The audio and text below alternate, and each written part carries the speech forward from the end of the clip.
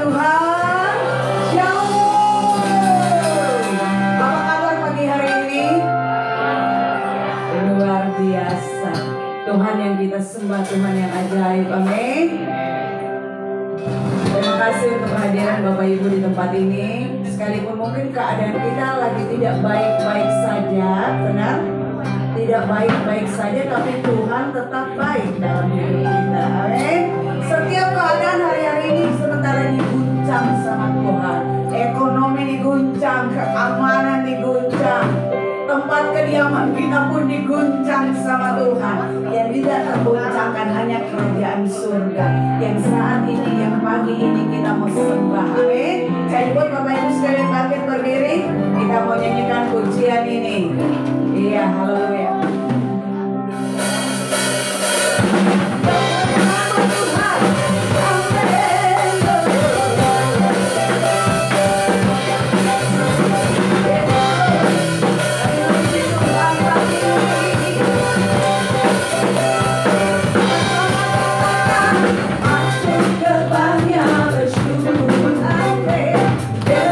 Penuh pujian, bersuka cita.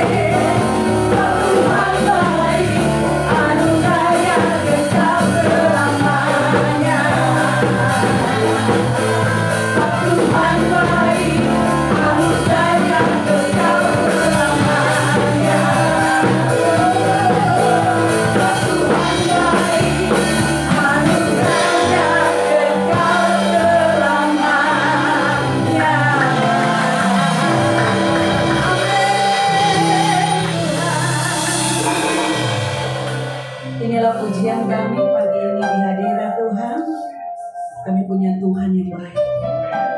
Engkau tetap memelihara kami. Engkau tetap melindungi kami. Dimanapun dan dalam keadaan apapun, kami tetap tenang karena kami memiliki Bapa yang setia.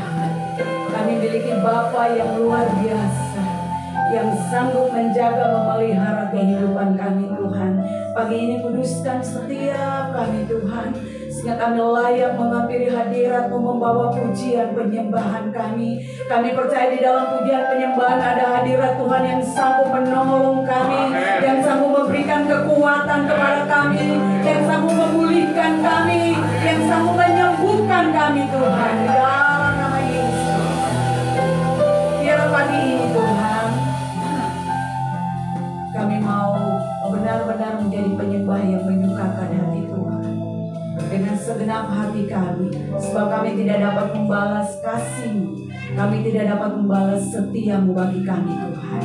Di dalam nama Yesus, Bapak Ibu yang siap memuji menyembah Tuhan, sama-sama katakan amin. Katakan kemuliaan bagi Tuhan. Silakan duduk dalam hadirat Tuhan, Bapak Ibu yang dikasihi.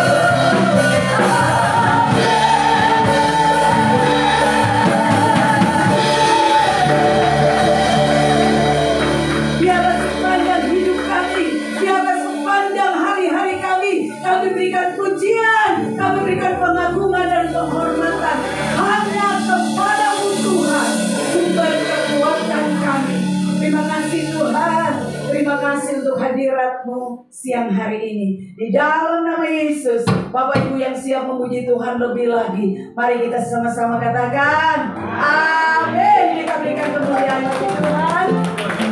Kita bisa berfellowship depan belakang kiri kanan kita. Katakan hari ini engkau siap mengalami lawatan Tuhan. Amin.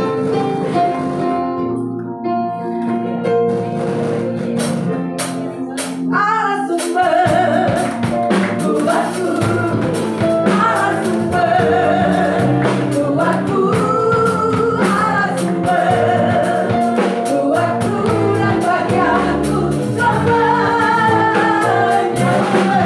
Allah sumber, amin, buatku, Allah sumber buatku, Allah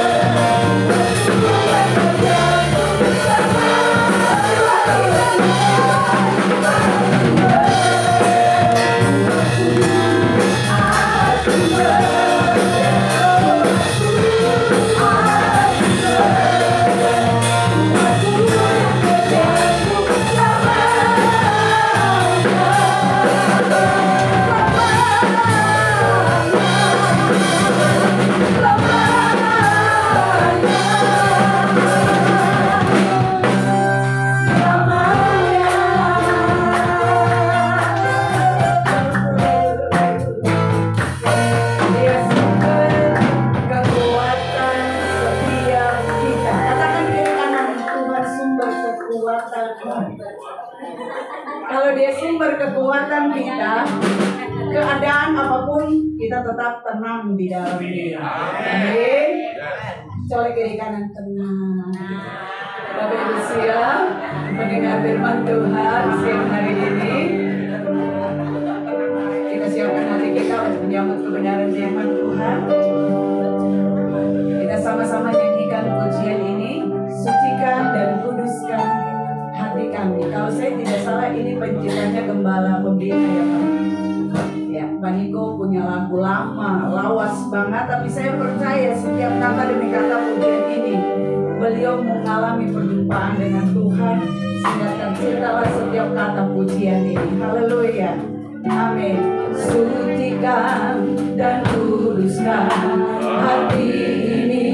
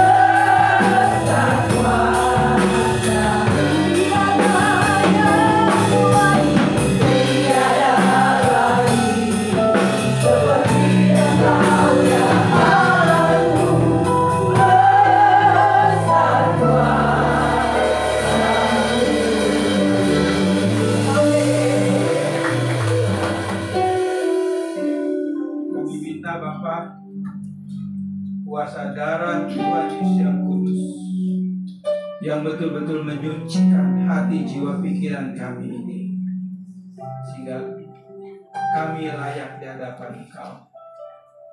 Dan juga kuduskan, sucikan Bapa setiap apa yang kami lakukan dalam ibadah ini, sehingga menjadi satu dupa yang harum di hadapan Engkau. Dan kami mau mempersembahkan ibadah ini sepenuhnya hanya untuk kemuliaan nama-Mu, Bapa. Sebab Engkau Allah yang agung, suci, mulia, Bapa. Dan kami mau mengagungkan, memuliakan Engkau setiap kehidupan kami dimanapun kami berada. Bapa surgawi, pakai dan urapi hamba-Mu, kuduskan hamba-Mu oleh darah Yesus, sehingga hamba dilayakkan menjadi alat yang daripada Engkau. Biar Roh Kuduslah yang menaruh perkataan hikmat firman di dalam hati, jiwa, lipi hamba ini, sehingga apa yang disampaikan semua seizin daripada Roh Kudus sendiri, dan Roh Kudus memberikan pewahyuan itu. Demikian juga buat jemaat yang hadir dalam ibadah ini, Bapak. Moga memberikan hikmat buat mereka, sehingga mereka menangkap pesan Tuhan ini, sehingga firman yang mereka dengar, walaupun cuma 1-2 menit itu, akan menjadi momentum prima bagi mereka. Terima kasih Bapak. Berfirmanlah, kami siap untuk mendengarnya. Dalam nama Yesus kami berdoa. Amin. Shalom. Shalom.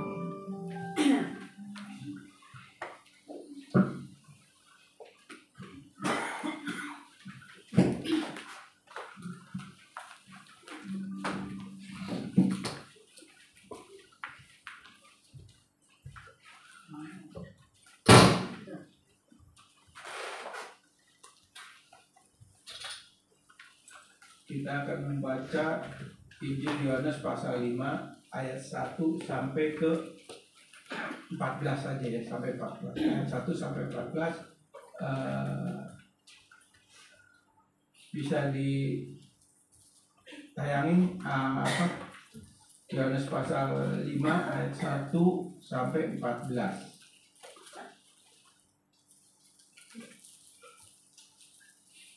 Kalau bisa saya akan bacakan. Bisa nggak?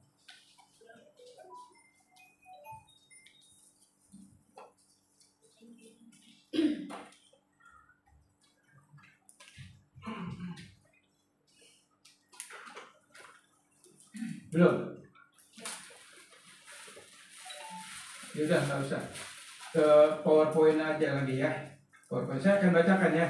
Yohanes pasal 5 ayat 1 sampai 14. Saudara baca dalam hati, perhatikan ayat-ayat yang saya baca ini, sehingga saudara bisa menyimaknya pesan-pesan Tuhan dari Yohanes pasal 5 ayat 1 sampai 14. Firman Tuhan demikian.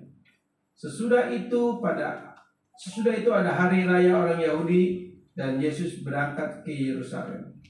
Di Yerusalem dekat pintu gerbang domba ada sebuah kolam yang dalam bahasa Ibrani disebut Bethesda. Ada 5 serambinya, dan di serambi-serambi itu berbaring sejumlah besar orang sakit, orang-orang buta, orang-orang timpang, dan orang-orang lumpuh menantikan goncangan air itu. Sebab sewaktu-waktu turun malaikat turun ke kolam itu dan menggoncangkan air itu, barang siapa yang terdahulu masuk ke dalam sesudah goncangan air itu menjadi sembuh apapun juga penyakitnya. Di situ ada seorang yang sudah 38 tahun lamanya sakit. Ketika Yesus melihat orang itu berbaring di situ, dan karena ia tahu bahwa ia telah lama dalam keadaan itu, berkata ia kepadanya, maukah engkau sehat? Ini sebetulnya dalam bahasa aslinya disebut hugios, itu artinya sehat, saudara, bukan sembuh ya. Tapi di sini konteksnya sembuh ya. Maukah engkau sehat atau sembuh? Oke ya. Jawab orang sakit itu kepadanya, Tuhan. Ini ayat 7, orang sakit ini bicara Tuhan. Sebetulnya bukan Tuhan, dalam bahasa asli itu kurios, Tuhan. Kurios bisa 2 arti, Tuhan atau Tuhan. Dan itu tergantung konteks ceritanya, konteks kejadiannya saat itu. Yang sebetulnya ini bukan Tuhan, tapi Tuhan. Ya. Nah, jadi kalau saya ganti, jadi jawab orang sakit itu kepadanya, Tuhan, tidak ada orang yang menurunkan aku ke dalam kolam itu apabila air mulai goncang, dan sementara aku menuju kolam itu, orang lain sudah turun mendahului aku. Kata Yesus kepadanya, bangunlah, angkatlah tilammu dan berjalanlah. Pada saat itu juga sembuhlah orang itu, lalu mengangkat tilamnya dan berjalan. Tetapi hari itu hari Sabat. Karena itu orang Yahudi berkata kepada orang yang baru sembuh itu, hari ini hari Sabat dan tidak boleh engkau memikul tilammu. Akan tetapi menjawab orang yang telah menyembuhkan aku, dia yang mengatakan kepadaku, angkatlah tilammu dan berjalanlah. Mereka berkata kepadanya, siapakah orang yang berkata kepadamu, angkatlah tilammu dan berjalanlah? Tetapi orang yang baru sembuh itu tidak tahu siapa orang itu, sebab Yesus telah menghilang ke tengah orang-orang banyak di tempat itu. Kemudian Yesus bertemu dengan dia dalam bait Allah, lalu berkata kepadanya, engkau telah sembuh, jangan berbuat dosa lagi, supaya padamu jangan terjadi yang lebih buruk. Saudara, dalam pembacaan Yohanes pasal 5 ayat 1 sampai 14 ini, sebetulnya ada ayat 4. Ayat 4 ini sebetulnya di dalam manuskripnya itu nggak ada, saudara. Ya. Ayat 4 ini di dalam manuskrip aslinya tuh nggak ada. Kok kenapa bisa ada? Ini karena si penterjemah berusaha memberikan bantuan pemikiran kepada saudara dan saya, kepada kita, bahwa kesembuhan itu terjadi karena kuasa Tuhan. Ya, sebetulnya ayat 4 ini di dalam manuskripnya itu nggak ada gitu. Kalau kita lihat dalam terjemahan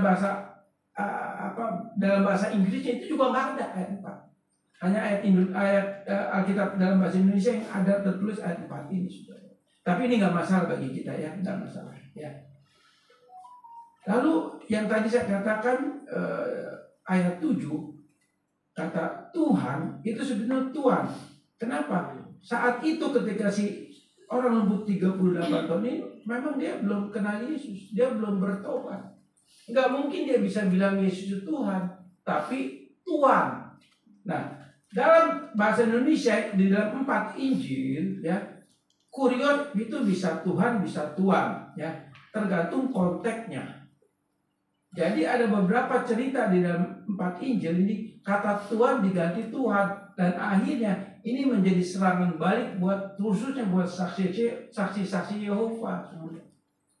Buat juga agama-agama lain mengatakan Tuhan dibilang Tuhan. Jadi kita lihat konteksnya dulu. Nah, ini yang harus kita pahami isi Alkitab itu, saudara, ya. Jadi ayat 7 itu Tuhan. Nah, kalau kita lihat ayat 14-nya, engkau telah sembuh, jangan berbuat dosa lagi, supaya kamu jangan terjadi yang lebih buruk. Nah, ini di sini terjadi konversi, ya. Terjadi regenerasi dan konversi dilahirkan dan pertobatan, dan baru dari situlah si lumpuh ini bisa berkata Yesus adalah Tuhan. Seperti itu, saudara, ya. Nah, ayat 6 dikatakan Yesus berkata kepada orang ini, maukah engkau sembuh? Nah, dalam bahasa aslinya di manuskripnya itu, maukah engkau sehat? Nah, orang sakit dikatakan mau sehat, bukan mau sembuh. Nah, saudara, kata maukah engkau sehat artinya apa? Artinya ketika Tuhan memberi kesembuhan, Tuhan intervensi. Orang yang sakit itu disembuhkan, dia tidak akan pernah sakit. Dia akan pulih dan sehat 100%. Itu kesembuhan dari Tuhan. Tetapi lalu ada juga banyak terima mujizat yang sakit disembuhkan lalu sakit lagi. Bisa terjadi karena pola hidup, karena pola makan tidak dijaga. Jadi kita harus memahami tentang konteks mujizat yang Tuhan berikan, yang Tuhan kasih kepada orang-orang percaya, saudara. Sebetulnya kesembuhan yang Tuhan kasih buat kita, kalau ketika kita sakit dan Tuhan sembuhkan, itu sembuhnya sempurna dan sehatnya sempurna. Kenapa kita bisa sakit lagi? Karena pola hidup kita, pola makan kita yang tidak dijaga. Itu yang bahaya, saudara. Itu yang membuat tubuh kita sakit lagi. Kenapa bisa sakit lagi? Karena kita tahu tubuh kita ini tubuh yang bersumber dosa. Dan tubuh ini nanti akan kembali menjadi debu dan tanah. Jadi maksud daripada ayat 6 maukah engkau sembuh atau maukah engkau sehat, artinya Tuhan memberikan kesembuhan itu sempurna. Dan itulah intervensi Tuhan kepada saudara dan saya. Kalau kita sakit lagi, sekali lagi saya katakan, kita sakit karena apa? Karena pola hidup dan pola makan kita yang tidak dijaga, saudara. Yang saya pernah saksikan dulu, ya, bahwa sudah hampir 2 tahun gula darah saya itu normal, saudara. Tapi waktu awal bulan 3 kepengen makan durian, saya makan durian, periksa, naik lagi gula darah. Yang salah siapa? Saya. Begitu saudara. Jadi kita harus menjaga tubuh kita ini. Sebab firman Tuhan katakan di dalam Roma pasal 12 ayat 1 dan 2, firman Tuhan katakan apa? Kita harus mempersembahkan hidup kita, tubuh kita untuk kemuliaan Tuhan. Jadi tubuh kita ini harus kita pakai juga walaupun tubuh yang bersumber dosa. Itu menjadi bagian saudara dan saya. Menjadi tanggung jawab saudara dan saya untuk kita memuliakan Tuhan lewat hidup kita. Bukan berarti yang sakit tidak bisa memuliakan Tuhan. Ada yang sakit memang Tuhan izinkan tidak sembuh. Contohnya seperti Paulus. Paulus sakit amat sangat, saudara. Paulus sakit itu ada beberapa penyakit yang Paulus alami, saudara. Pertama, dia sakit epilepsi, saudara.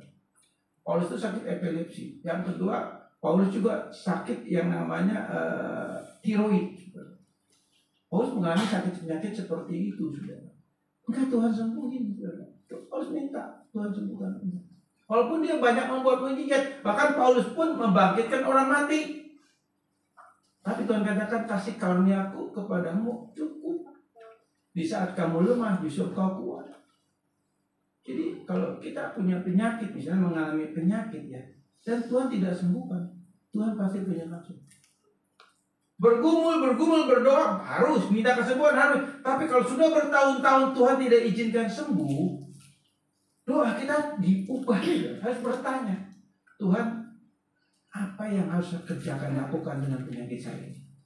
Kita kadang-kadang harus bertanya seperti di dalam Yohanes pasal 15 ayat 7 ayat 7 ayat 4 dikatakan mintalah maka akan diberikan.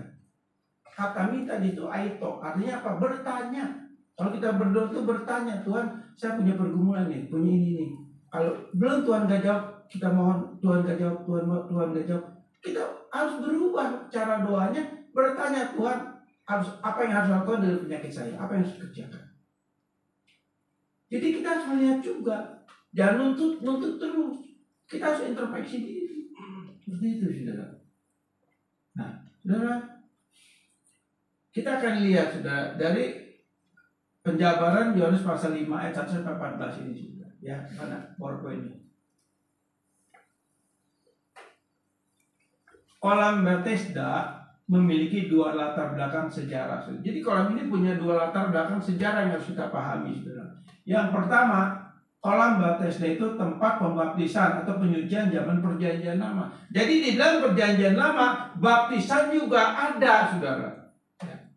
Pembaptisan itu bukan hanya pada zaman Yohanes Pembaptis atau kita saat ini percaya Yesus dibaptis gitu kan? Tidak. Tapi Perjanjian Lama pun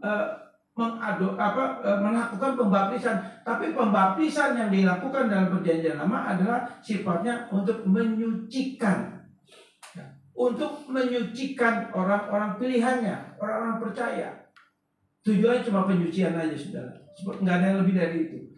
Lalu yang kedua, nah, kolam Bethesda tempat penyucian zaman Perjanjian Lama atau tempat pembaptisan. Yang kedua ini berubah menjadi kuil penyembahan berhala pada zaman Antiochus IV. Jadi pada zaman Antiochus IV ya, pada zaman bangsa Israel menjadi budak lagi, dijajah lagi oleh orang-orang Romawi ya. Kuil ini berubah lagi, sudah berubah. Dari kolam pembaptisan penyucian untuk orang-orang Yahudi menjadi kuil untuk menyembah berhala. Berubah fungsi, saudara. Bahkan sampai zaman Yesus membuat mujizat ini, ya di Yohanes pasal 5, itu pun masih menjadi kuil penyembahan berhala. Dan itu ada pada zaman Antiochus IV. Dan di sini Antiochus ini adalah salah satu kalau kayak gubernurnya dari Romawi yang diperintahkan untuk memerintah menguasai di Israel saat itu, saudara. Begitu. Nah, Antiochus ini penyembah berhala. Ya, di sini dikatakan di dalam pemahaman tentang penyembahan berhala ini disebut paganisme Helenistik. Apa tuh paganisme Helenistik ini? Artinya politisme atau penyembahan dewa-dewa. Itu artinya. Jadi di kolam Bethesda ini tempat orang-orang menyembah berhala. Dan di dalam penyembahan berhala di kolam Bethesda ini yang disembah adalah dewa Asklepius, artinya dewa kesembuhan, dewa mujizat. Jadi kolam Bethesda mereka yang pada kumpul nih, yang sakit nih di Yohanes pasal 5, mereka kumpul ingin menerima kesembuhan, mengalami kesembuhan. Sebab ini kolam mujizat, di mana dikatakan 1 tahun sekali malaikat Tuhan turun. Yang sebetulnya ayat 4 ini nggak ada, saudara. Tapi ini ditambahkan oleh penterjemah dengan tujuan maksudnya bahwa Allah bekerja bisa melakukan mujizat walaupun itu kolam Bethesda yang menjadi tempat penyembahan berhala, gitu saudara. Ya, jadi paganisme Helenistik ini adalah kepercayaan yang banyak menyembah dewa-dewa, banyak Tuhan gitu. Ini dilakukan oleh oleh bangsa Romawi, dan bangsa Yahudi pun ikut menyembah, ikut terlibat di dalamnya. Status sebagai orang pilihan, status sebagai orang percaya kepada Allah Abraham, Ishak dan Yakub. Tapi sementara juga dia masih mendua hati, masih juga mempercayai mujizat kesembuhan yang ada di luar Allah Abraham, Ishak dan Yakub. Sehingga mereka yang kumpul di sini ratusan orang ini memang bukan semua orang Yahudi, saudara ya. Campur baur di situ untuk terima mujizat.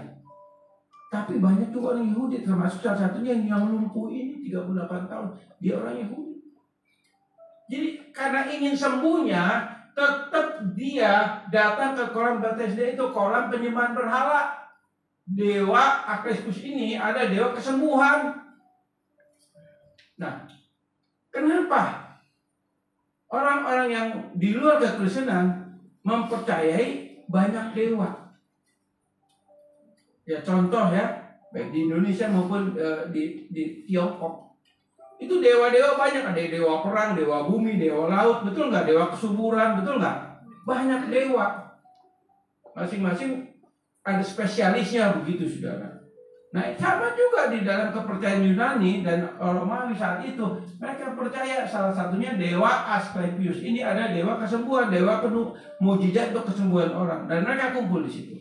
Begitu, saudara ya. Nah, mengapa dalam bacaan ini ayat 4 saya tidak tiadakan? Ya memang sebetulnya nggak ada ya seperti itu. Ayat 4 ini tadi sudah saya jelaskan, ada tambahan dari penterjemah saja. Di dalam bahasa aslinya ayat 4 ini tidak ada kalimat malaikat turun dari surga menggoncangkan air itu. Sebenarnya itu tidak ada. Mungkin penterjemah melihat dari ayat 7 menggoncangkan dengan asumsi malaikat dari surga yang melakukannya. Jadi ayat 4 ini yang tadi saya katakan, ini tambahan dari penterjemah saja.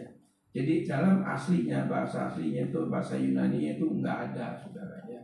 Tapi maksud penterjemah ini juga nggak salah, saudara. Nggak salah apa? Maksudnya kesembuhan ya itu terjadi bisa dua hal. Mujizat bisa terjadi dua hal. Ya, pertama kesembuhan bisa terjadi atas izin Tuhan, bisa. Tapi iblis juga bisa membuat mujizat, saudara. Bisa membuat kesembuhan, saudara. Jangan salah. Jadi kesembuhan di dunia ini, mujizat di dunia ini ada dua. Seizin Tuhan, itu pasti Tuhan yang kasih kesembuhan. Itu artinya berkat umum. Ada kesembuhan memang iblis juga bisa lakukan kesembuhan. Bukankah banyak juga di Indonesia kalau kita lihat orang-orang mencari kesembuhan ke sini dan ke sana, ke berbagai orang-orang pintar. Iblis bisa lakukan mujizat. Nah, maksud penulis di penulis ini, penerjemah ini ayat 4, maksudnya dia mau mengatakan bahwa kesembuhan tanpa seizin Tuhan tidak terjadi. Sekalipun itu dari iblis. Kalau Tuhan nggak izinkan nggak sembuh. Walaupun itu sumbernya dari iblis gitu, saudara. Pahami? Jadi di dalam Kisah 17 ya dikatakan ayat 28, segala sesuatu yang bergerak di bumi ini tanpa izin Allah tidak ada yang terjadi, tanpa sesuai kehendak Allah tidak akan terjadi. Jadi apapun yang kita alami, mujizat dari manapun, kalau Tuhan tidak izinkan tidak akan terjadi, sekalipun itu dari iblis. Tetapi orang yang minta kesembuhan, yang percaya kesembuhan kepada ilah-ilah lain, itu sudah pasti. dia sudah menduakan Tuhan. Dia sudah membuat Tuhan cemburu. Itu bisa izinkan, tapi itu masalah anugerah yang disebut berkat umum atau anugerah umum. Gitu saudara. Ya. Nah, lanjut.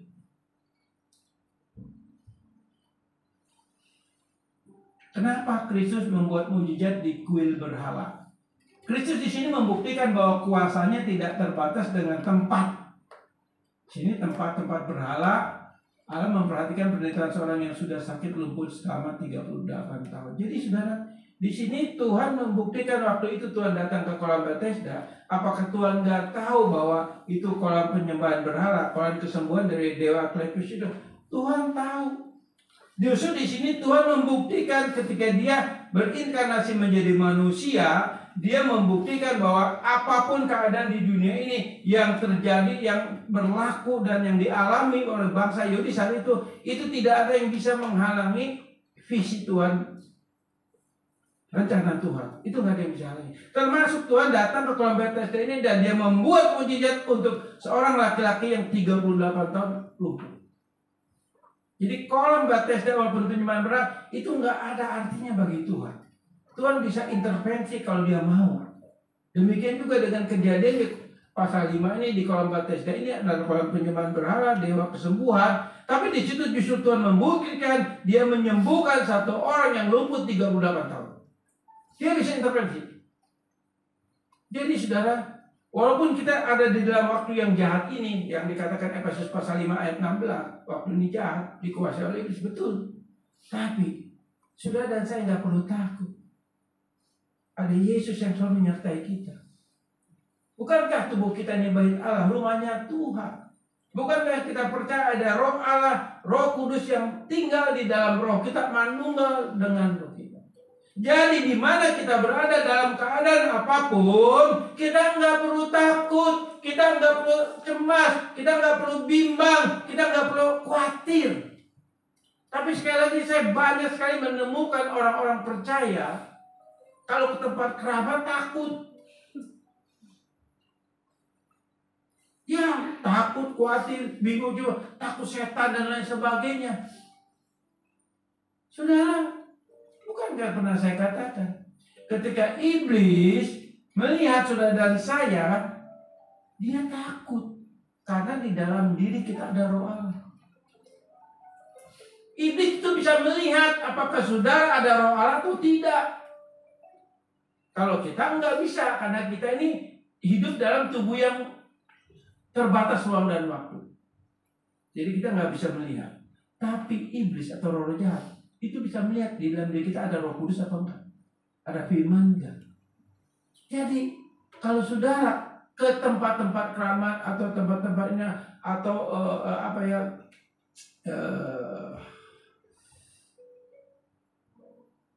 tempat-tempat yang angker gitu ya, lalu minta ditemenin, pada kita ada keperluan di situ, misalnya ada keperluan, bukan sengaja uji nyali, bukan saudara ya. Tapi ada keperluan misalnya ya, wah itu tempat angker, hati-hati. Gak perlu takut saudara. Karena ada roh Allah di dalam diri kita, kita harus ngerti ini. Kalau kita takut, iblis yang ketawa. Iblis yang ketawain kita saudara. Jadi sekali lagi saudara, Tuhan bisa intervensi dalam keadaan apapun. Apalagi sekarang tubuh kita rumahnya Tuhan, ada Dia di dalam diri kita. Berarti di mana kita berada, segar anasi rodat dalam bentuk apapun juga, walaupun ada di sekitar kita, Dia tidak akan pernah bisa menyentuh kita. Nah, dalam pemahaman kejiwaan ini harus kita pahami saudara ya. Memang di dalam kejiwaan, di dalam natur manusiawi kita, itu iblis bisa mengganggu kita dalam tanda kutip, hanya emosi kita atau afeksi kita atau perasaan kita yang disentuh. Seolah-olah iblis sentuh saya. Seolah-olah iblis pegang saya.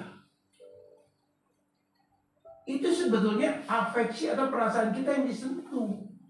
Tapi dia nggak bisa intervensi masuk ke dalam kehidupan kita, menguasai dunia kita, nggak bisa karena ada Roh Kudus, ada Roh Allah. Mengganggu bisa. Ini kita pahami dulu, harus kita ngerti posisi kita, saudara. Saya percaya ketika Yesus membuat mujizat di kolam Bethesda ini, segala roh-roh jahat di situ, dewa-dewa yang disembah itu ada di sekitar situ. Dan saya percaya sekali mereka cuma jadi penonton, nggak bisa lakukan apa-apa ketika Yesus buat mujizat kepada orang yang lumpuh 38 tahun. Nah, hal yang menarik di sini, saudara, ya, dikatakan bahwa Allah memperhatikan penderitaan seorang yang sudah sakit lumpuh selama 38 tahun tanpa yang sakit itu tahu bahwa Allah memperhatikannya sampai waktu Allah tiba untuk menyembuhkan dia. Saudara, si lumpuh 38 tahun ini nggak kenal Yesus, tidak kenal. Maka dari itu ketika Yesus katakan maukah engkau sembuh atau sehat, dia katakan Tuhan, ayat 7 ya, bukan Tuhan. Tidak ada yang bahwa aku ketika kolam itu tergoncang oleh malaikat Tuhan, nggak ada yang buat aku bisa ngubur gitu. Jadi di sini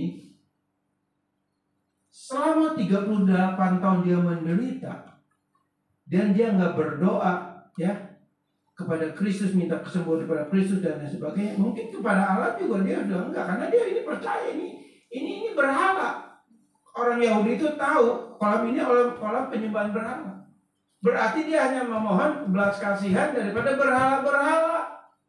Otomatis dia nggak cari Yesus, nggak cari Allah Abraham, Ishak dan Yakub. Nggak mungkin. Nah, tapi di sini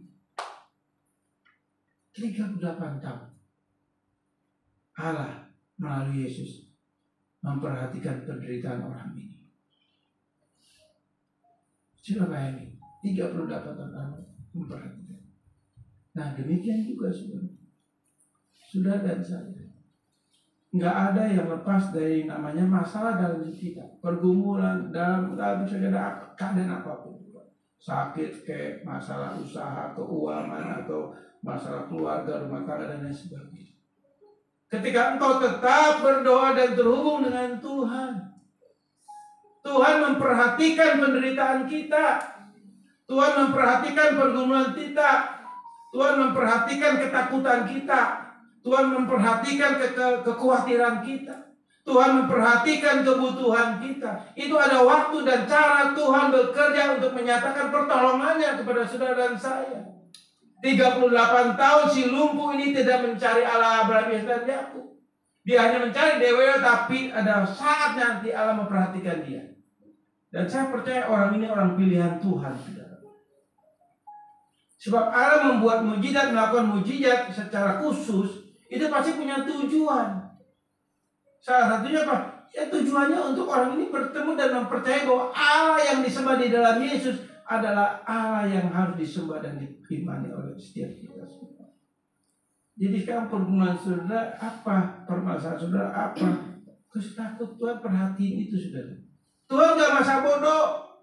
Tuhan gak angkat tangan. Tapi memang cara kerja Tuhan itu ada waktu Tuhan untuk menolong saudara dan saya. Dan itu kita gak bisa paksa.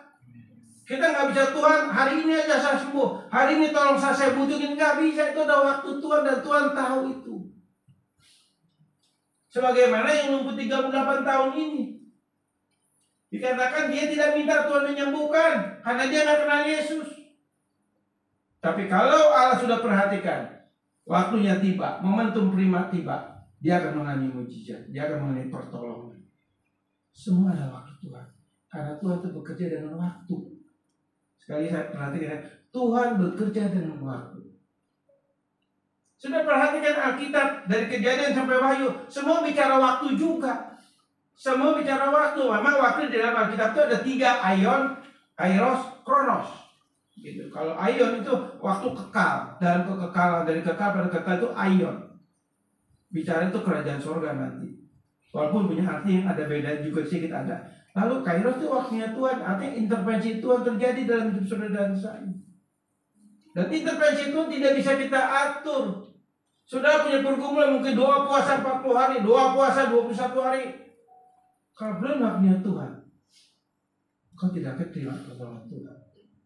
Karena tetap, walaupun kau dalam pergumulan, tetap semua dalam kontrol Tuhan, dalam rencana Tuhan. Sebagaimana yang lumpuh 38 tahun ini. Sudah bayangin di kolam Bethesda, itu ada ratusan orang yang sakit. Ratusan orang yang sakit. Perhatikan. Di kolam Bethesda ini ada ratusan orang yang sakit. Tapi di sini kalau kita lihat, hanya satu orang yang Tuhan sembuhkan. Hanya satu orang yang Tuhan sembuhkan. Yang lain enggak. Kenapa? Karena ada waktu Tuhan buat orang itu. Kita semua di sini punya pergumulan, punya masalah. Kita jangan lihat kiri kanan kita. Yang benar aja kita harus mendoakan satu dengan yang lain. Dan percayalah, dia terima pertolongan Tuhan, kita pun akan terima nanti menurut waktunya Tuhan. Tuhan gak tinggal diam. Tuhan mengasihi kita. Firman Tuhan katakan di dalam Roma 8, Roma 5, 8 dikatakan apa? Yesus itu mati pada saat saudara saya menjadi musuh dia.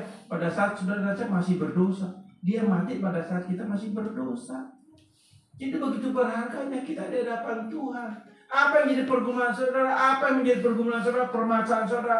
Percaya ada waktu Tuhan. Gak ada yang mustahil buat Tuhan. Ada waktu Tuhan. Mungkin kalau Tuhan ini, kalau misalnya mungkin ya ini, mungkin saudara. Kalau saya jadi Tuhan Yesus, itu yang ratusan itu saya sembuhin semua saudara. Dan sekarang juga banyak hamba-hamba Tuhan dalam tanda kutip saudara ya. Itu kalau saya lihat di YouTube, setiap yang sakit pasti didoain semua. Boleh nggak salah. Tapi jangan intervensi memakai nama Allah untuk kamu pasti sembuh, kamu pasti sembuh, kamu pasti sembuh. Nggak ada di Alkitabnya saudara. Doa minta kesembuhan kepada Tuhan perlu, boleh saudara, nggak salah. Tapi ada banyak hamba Tuhan yang melewati batas bukan bagian dia, begitu saudara. Dia mengatur. Salah. Jelas. Konsep yang seperti itu yang dikatakan, ayo bangun berdiri, kamu masih sembuh, kamu masih sembuh, percaya sampai sembuh, angkat tangan, pegang dada. Itu nggak ada. Alkitab tuh nggak bicara gitu, saudara. Nggak ada. Saudara baca Alkitab nggak ada. Minta kesembuhan boleh, sekali lagi ya, minta kesembuhan boleh. Mohon belas kasihan Tuhan boleh. Tapi sekali lagi cara anugerah karunia dikatakan, ayo bangkit, kamu sembuh. Nah itu yang nggak boleh, saudara. Itu udah ngatur Allah, saudara. Itu iman yang beriman pada diri sendiri bukan kepada Allah. Seperti itu. Karena buktinya di kolam Bethesda ini dari ratusan orang hanya satu orang yang disembuhkan Tuhan. Begitu saudara ya. Allah bisa memberikan kesembuhan kepada semua manusia. Kesembuhan yang diberikan adalah berkat umum. Tadi yang saya katakan, saudara. Segala mujizat terjadi di dunia ini, kesembuhan juga datang yang dari iblis pun bisa memberikan kesembuhan, berhala bisa memberikan kesembuhan. Itu pun kalau Tuhan tidak izinkan tidak akan sembuh. Jadi segala sesuatu itu Tuhan izinkan terjadi. Tapi masalah keimanan, masalah pusat kesembuhan yang dia terima, sumber kesembuhan yang dia terima, itu nanti urusannya sama Tuhan, itu hal yang berbeda. Jadi artinya begini saudara ya. Karena Allah itu berdaulat. Jadi tidak ada satupun di dunia ini, apapun yang bergerak di dunia ini, termasuk seluruh alam semesta ini, tanpa seizin Tuhan tidak ada yang bergerak. Semua tetap dalam kendali dan kontrol Tuhan. Yang mungkin sebentar atau besok kita jatuh dalam dosa, juga tanpa seizin Tuhan, itu kita nggak jatuh dalam dosa, saudara. Nah, ini saya ngajarin hal yang baru. Bukan, saya mau ajak saudara dan saya, kita berpikir bahwa segala sesuatu yang bergerak di alam semesta ini, termasuk alam semesta semuanya, semua dalam kontrol Tuhan, gitu, dalam kendali Tuhan. Walaupun kita memang punya kehendak bebas, ya. Nah, kehendak bebas kita lah yang kadang-kadang melewati batasan yang sudah Tuhan tentukan buat saudara dan saya. Nah, itu bagian kita. Tapi itu pun kesalahan itu tanpa Allah izinkan juga nggak terjadi. Tapi tetap itu ada konsekuensi nanti buat saudara dan saya. Saudara, jadi Allah itu Allah penuh kasih, saudara. Jadi segala sesuatu, apapun yang terjadi di muka bumi ini, termasuk alam semesta, termasuk ya, kalau sudah baca di dalam Kolose pasal 2, itu Kolose pasal 2 ya, ayat 14, 15, 16 sampai 20. Itu segala sesuatu dikatakan dengan sangat jelas sekali yang tadi saya katakan bahwa semua dalam penetapan Allah. Kalau gitu orang yang berbuat jahat Allah tetapkan. Karena Allah berdoa harus tetapkan. Kalau enggak ya gimana, tapi ada konsekuensinya gitu. Nah, disinilah tugas saudara dan saya. Tugas saudara dan saya inilah yang harus bisa memahami dan mengerti bahwa tentang segala sesuatu tidak ada yang bergerak, tidak ada yang terjadi tanpa izin Tuhan. Kita baca dulu saudara ya.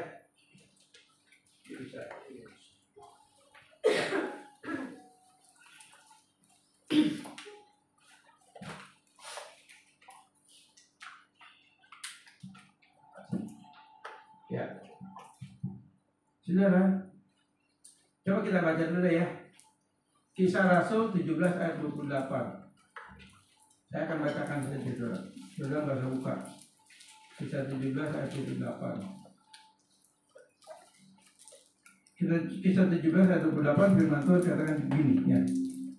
Sebab di dalam Dia kita hidup, kita bergerak, kita ada, seperti yang telah juga dikatakan pujangga-pujanggamu, sebab itu kita dari keturunan Allah. Saudara, kalau kita baca lagi Efesus 4 ayat 6 ya. Saya akan baca sebentar. Efesus 4 ayat 6. Efesus 4 ayat 6 demikian firman Tuhan. Satu Allah dan satu Bapa dari semua Allah yang di atas semuanya, oleh semuanya, di dalam semuanya. Artinya apa? Ada kata satu Allah dan satu Bapa dari semua. Allah yang di atas semua dan oleh semua dan di dalam semua. Arti ayat ini saudara, ini bicara kembali di dalam kedaulatannya Tuhan. Semua sudah terencana. Allah ini punya rencana, Dia punya rencana kekal. Hidup saudara dan saya hari ini ya, bahkan sejak kita lahir sampai nanti kita meninggal, itu semua sudah dalam rencana kekal. Kalau memang sudah Allah tetapkan menjadi orang percaya, orang pilihan, kita hidup di dalam jalurnya Tuhan, di dalam relnya Tuhan. Kita nggak akan bisa keluar dari rel itu, walaupun kadang-kadang mungkin relnya anjlok, gitu, keretanya anjlok, tapi tetap kembali ke rel itu. Tetap kita dibawa ke rel itu, menuju kepada ketetapan kekal Tuhan, rencana kekal Tuhan buat saudara. Lalu orang yang tidak percaya Tuhan juga ada ketetapan yang memang Allah sudah tetapkan buat mereka, saudara. Lalu kalau gitu kok Allah jahat, Allah kejam? Kenapa? Karena Allah biarkan, ya. Allah biarkan mereka yang tidak kenal Allah binasa dan lain sebagainya. Enggak, saudara. Kita harus memahami tentang pengetahuan Allah. Jadi sebelum Allah ciptakan manusia dan alam semesta ini, Dia sudah tahu apa yang akan terjadi dengan semuanya ini. Dari awal penciptaan, Kejadian pasal 1, sampai nanti dunia ini dan segala isinya akan dihancurkan oleh Tuhan dan kita akan kembali bergabung dengan Tuhan di Yerusalem baru. Itu semua sudah ada dalam penetapan dan rencana Allah. Sebab Dia bekerja, Dia melakukan semua dengan rencananya. Bukan Allah yang sembarangan, begitu saudara. Bukan Allah ciptakan, udah lepas begitu, enggak. Dia menciptakan, Dia lakukan semua itu dengan perencanaan dari awal sampai akhirnya. Sehingga apapun yang terjadi semua tetap dalam rencananya. Dan rencananya itu pasti memuliakan namanya.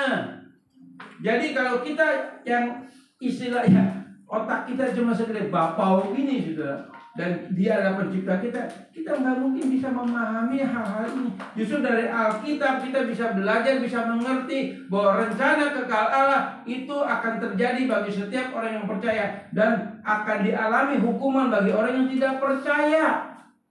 Semua dalam rencana Tuhan, dan tidak ada rencana Tuhan yang gagal dalam hidup ini, tidak ada.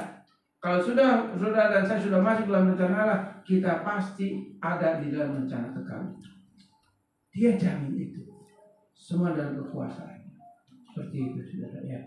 Nah, Di dalam waktu 38 tahun Kronos ada waktu emas terselip, waktu Allah, dan ini bagi yang ada di dalam rencana kekal Allah. Maksudnya rencana kekal di sini artinya kita bagian menjadi orang pilihan Tuhan, seperti itu sudah. Hal ini Allah yang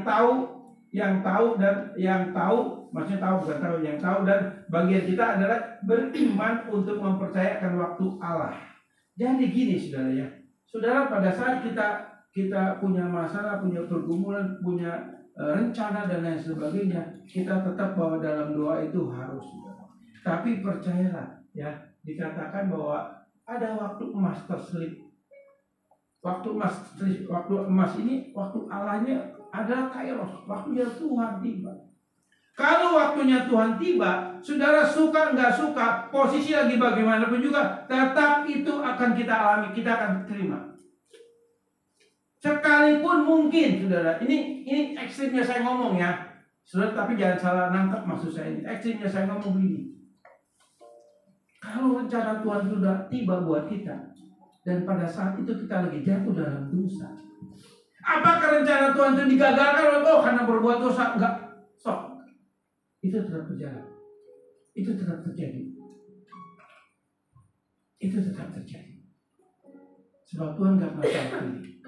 Kan saya suka katakan, bisa nggak sih Tuhan salah pilih kita? Ya. Dan saya juga pernah katakan, entar pulang habis ibadah ini, apa yang kita mau katakan, apa yang kita mau lakukan, apa yang kita pikirkan, dan kita ketemu siapa aja, Tuhan udah tahu. Kalau saudara habis ini misalnya jatuh dalam dosa, Tuhan nggak kaget. Tuhan nggak kaget. Karena semua sudah ada dalam bukunya Tuhan, sudah ada dalam rencananya Tuhan.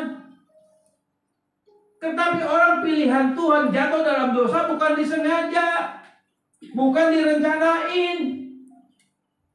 Enggak. Tapi jatuh dalam dosa karena dia bergumul dalam kebenaran firman, tapi masih tetap jatuh. Itu maksudnya.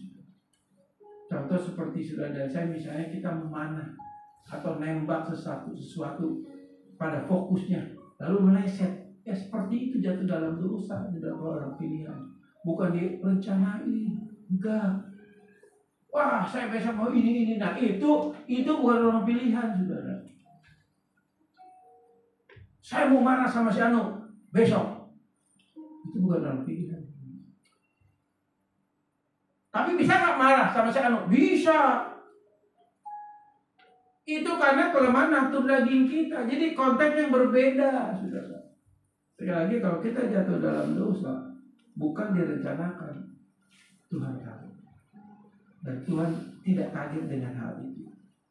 Karena Tuhan tahu ketika kita jatuh dalam dosa, kita pasti bertobat. Kita pasti minta ampun sama Tuhan. Nggak mungkin enggak. Demikian juga seperti tubuh kita ini. Ketika tubuh kita ini sakit, ya, biasanya kalau sakit, itu kita akan mendisiplinkan diri supaya sehat lagi. Betul nggak sih? Contoh, saya pernah ketemu dengan teman saya, sahabat ya, kenal dekat sih enggak ya. Kalau setiap ketemu dia saya, itu 1 jam, itu hampir 1 bungkus rokok di Samsu habis. Itu di mejanya tuh asbak. Orangnya tinggi gede, saudara. Pokoknya kalau ngobrol sama dia 1 jam itu nggak kurang dari 5-6 batang tuh habis. Saya bilang, dia Kristen. Bilang, oh, coba tuh berhenti. Aduh, nggak bisa kok ini, kalau habis makan. Nggak bisa kok. 1 OE nggak bisa itu. Jadi rokok nggak bisa. OE nggak makan sehari bisa. Tapi rokok nggak bisa. Yakin kok. 1 hari bisa 2-3 bungkus di Samsu. Lalu saudara, udah lama nggak ketemu saya. Setahun kemudian baru ketemu lagi. Ngobrol lagi sama dia. Ada yang aneh buat saya. 1 jam. Kok nggak ngerokok ya? Saya ingat, oh iya nggak ngerokok. asbak nggak ada. Saya tanya, kok tumben nih Mak kok nggak ngerokok? Iya kok dia berhenti. Kenapa? Kena serangan jantung. Jadi berhentinya karena serangan jantung. Jadi kata dokter kalau lu ngerokok lagi, lu mati. Nah lu gimana? Oh berhenti kok. Jadi bisa. Tapi kenapa firman Tuhan dikatakan kan ini kok? Oh berhenti takut mati. Begitu. Nah saudara, konteks ini harus dipahami, saudara. Ya. Ada waktunya kita, saudara. Ada pergumulan kita, saudara. Kalau saudara keterikatan dengan apapun, bukan rokok aja, saudara. Ya. Makanan pun kalau mengikat saudara itu dosa, saudara. Misalnya saya harus makan ini aja gitu kan. Itu nggak boleh, saudara. Terikat dengan makanan itu nggak boleh. Maksud terikat dengan makanan seperti apa, saudara? Yaitu makanan yang berlebihan. Mentang-mentang makanannya enak, 2 piring, masuk gede. Itu juga nggak boleh, itu rakus, saudara. Itu salah satu dosa maut. 7 dosa maut, salah satunya rakus sama makanan, saudara. Nah, kita balik lagi, saudara, sebagai penutup. Ya, seringkali natur daging kita ini, kalau kita mau jujur, lebih mengikuti nasihat arahan dari sesama kita daripada firman Tuhan. Sekali lagi ya, natur daging kita, termasuk saya, lebih mentaati, lebih nangkep, lebih mengikuti nasihat sesama kita daripada nasihat firman Tuhan. Kenapa? Karena memang natur daging kita ini nggak suka dengan firman Tuhan. Natur daging kita ini nggak suka firman Tuhan. Nggak ada natur daging yang suka firman Tuhan, termasuk saya. Tapi kalau hal-hal yang menyamankan sesuai dengan keinginan daging kita, itu pasti kita suka. Jadi itu titik tolak. Saudara, natur roh kita kalau sudah dilahirbarukan, ada Roh Kudus di dalam diri kita. Nah, Roh Kudus ini juga lah yang akan membuat kita cinta firman, cinta Tuhan. Ini Roh Kudus yang ada di dalam Roh Kudus. Jadi kita terjadi peperangan antara natur roh kita dan natur kedagingan kita, saudara. Tapi kalau saudara terus bergumul dan melibatkan Roh Kudus yang ada dalam diri kita, kita pasti bisa, kita pasti menang. Sekali lagi, saudara, pergumulan apapun yang kita alami, percaya ada waktu emas Tuhan akan tolong saudara. Tetap berdoa dan berharap kepada Tuhan, tetap bersandar kepada Tuhan. Ya, sekali lagi, keterikatan itu dosa, itu berharap. Bukan rokok aja nih, saudara, ya. Ya, bukan rokok aja, saudara. Tapi ya kalau bertobat, puji Tuhan, saudara, ya. Kalau bisa bertobat, karena tubuh kita ini rumahnya Tuhan, ya. Ya, saya minta kepada saudara saat ini, mari kita jaga kesehatan kita, kita jaga tubuh kita ini. Karena firman Tuhan katakan, maukah engkau sehat? Ketika Tuhan katakan maukah engkau sehat, berarti Tuhan ingin kita sehat, Tuhan ingin kita kuat, Tuhan ingin kita prima. Dan kalau kita tahu ada hal-hal yang membuat tubuh kita sakit, makanan, minuman, atau pola hidup, hindari itu, jauhi itu, disiplinkan diri. Ya. Dan saya harap mulai hari ini, hobi-hobi yang membuat tubuh kita ini lemah, membuat tubuh kita ini sakit, Tuhan Yesus memberkati. Saya undang untuk bermusik. Kita akan nyanyikan satu lagu, saudara.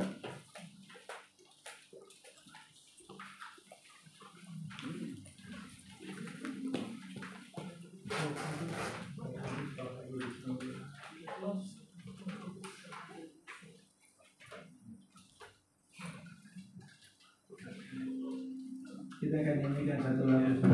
Roh Kudus hadir di sini. Roh Kudus, Kau hadir di sini.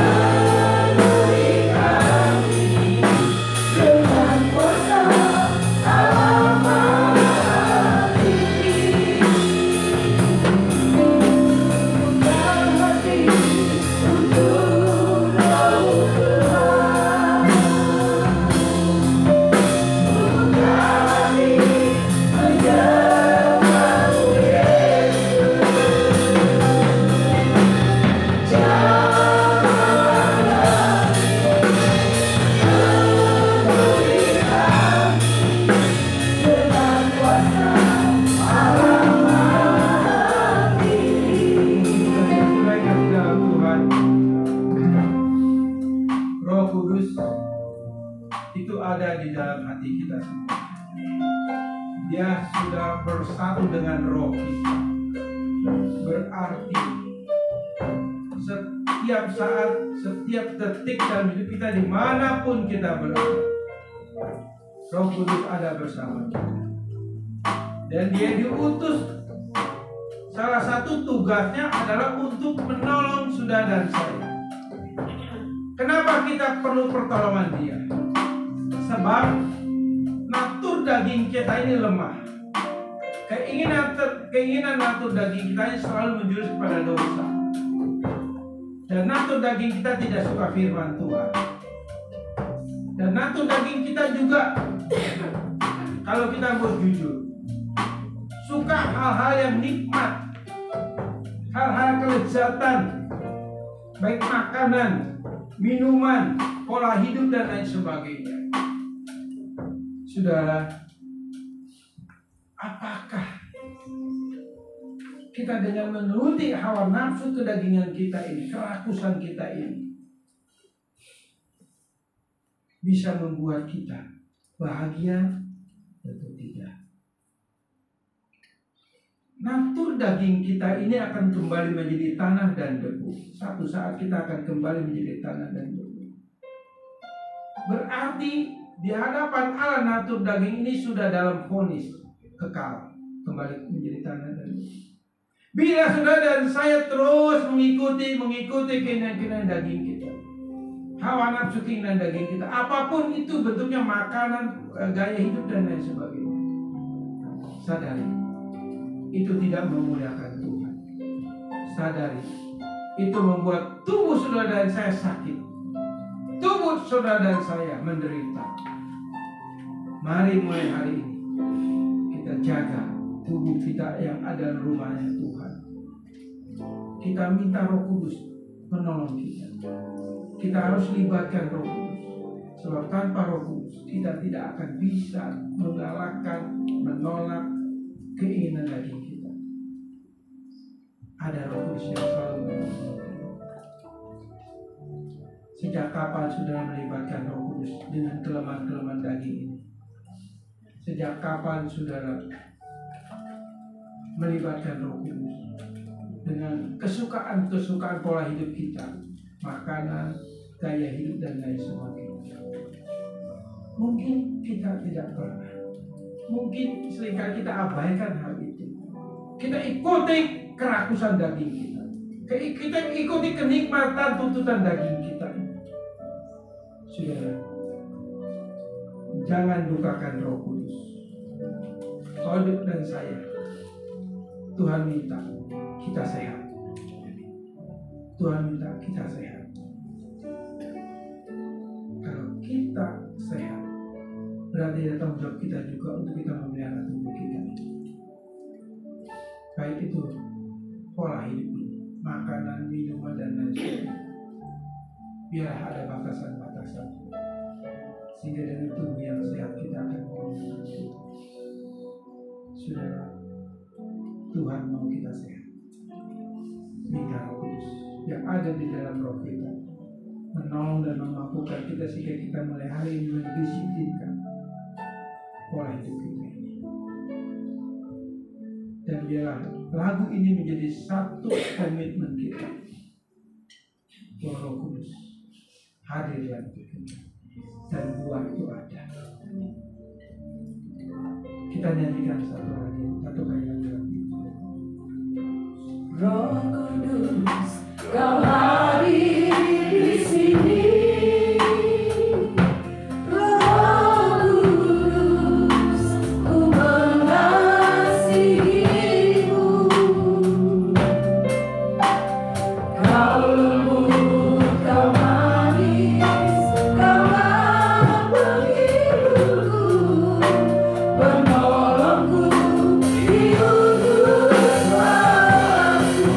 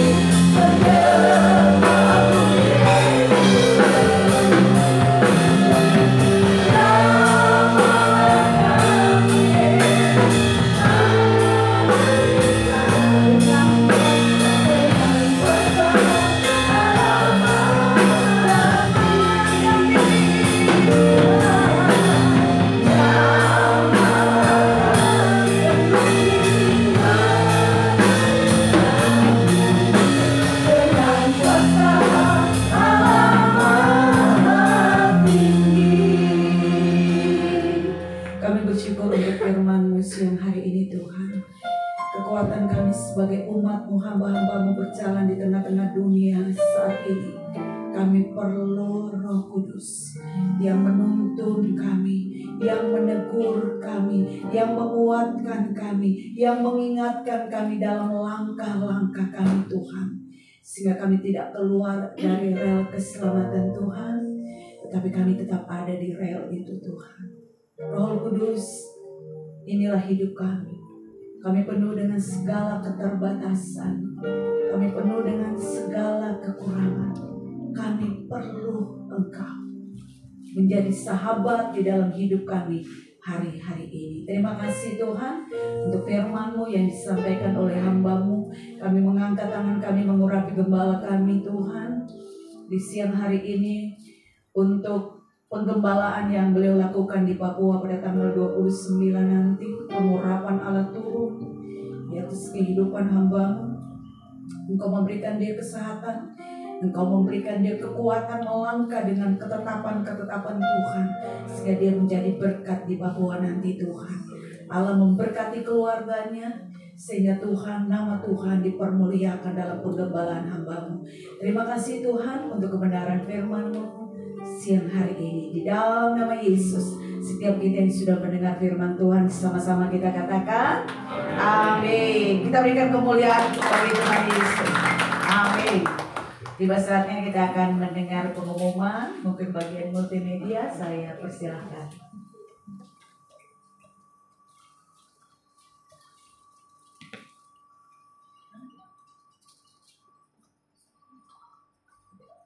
Berarti minggu depan ibadah seperti biasa di tempat ini. Ya, ini yang tadi barusan saya doakan ya.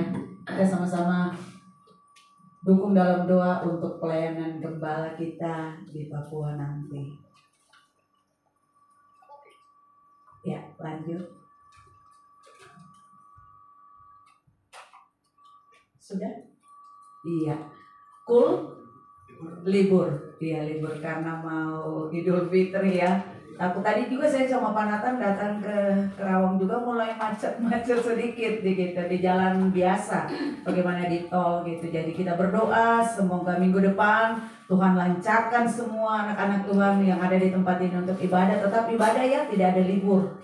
Minggu besok tidak ada libur, tetap ibadah seperti hari ini. Iya, kita akan memberikan persembahan syukur kita. Mari Bapak Ibu, kita sebelum membawanya ke depan, kita bersatu dalam doa. Ya. Iya. Bapak, kami bersyukur untuk berkat-Mu di minggu yang kami lewati. Kami bersyukur punya Tuhan yang luar biasa. Kalau pada siang hari ini kami mau membawa korban syukur kami, mari Bapak kuduskan setiap persembahan kami, sehingga persembahan ini dapat dipakai untuk memperluas pekerjaan Tuhan di tempat ini. Dan kami percaya dan yakin Allah kami adalah Allah yang tepati janji. Engkau tetap memberkati setiap lumbung-lumbung umat-Mu. Dan biarlah Tuhan kami tetap taat dalam kesetiaan kami membawa persembahan perpuluhan kami atau persembahan syukur kami bagi kemuliaan nama Tuhan. Di dalam nama Yesus, Bapak Ibu yang siap membawa persembahan sama-sama katakan amin, amin.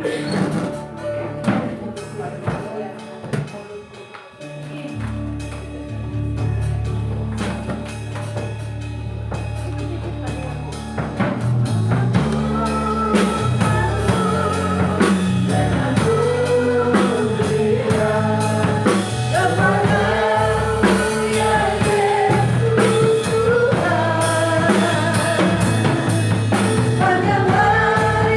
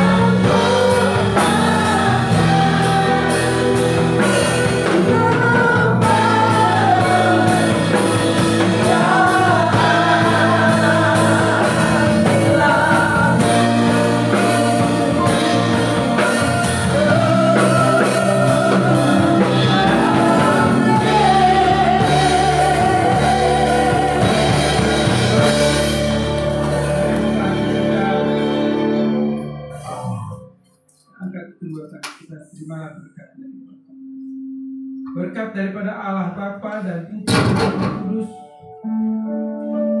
akan selalu menyertai memelihara saudara semua dimanapun saudara berada. Apapun yang saat ini sedang saudara gumuli, percayalah, Dia memperhatikan semuanya dan waktunya akan tiba sehingga kau akan bersorak-sorak memuliakan nama Tuhan. Saudara, hari ini mari kita muliakan Tuhan dengan tubuh yang sehat. Sebab itulah kehendak Tuhan, agar dengan kesehatan yang Tuhan berikan, saudara dan saya lebih lagi maksimal melayani dan memuliakan Tuhan. Yang percaya katakan amin. Selamat hari Minggu Bapak Ibu, Tuhan Yesus memberkati. Selamat hari Minggu.